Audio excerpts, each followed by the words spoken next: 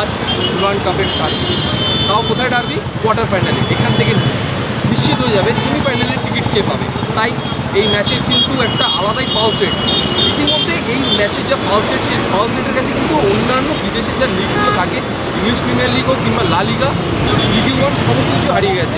আজ Durand cup দেখার বিষয় এখান থেকে কে যায়, কারণ হচ্ছে স্প্যানিশ মগজস্তের এক কথায় লড়াই, দুদিকে কিন্তু স্প্যানিশ, সেখান থেকে কে জিততে পারে।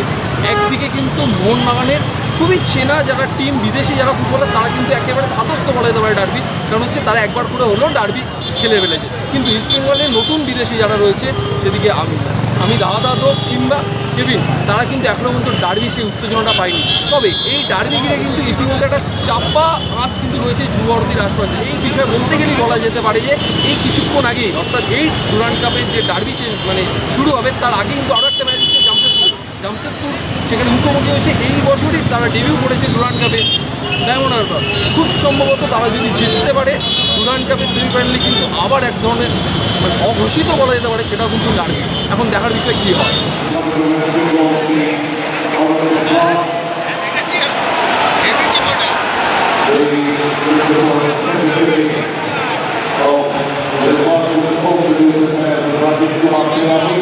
Rugby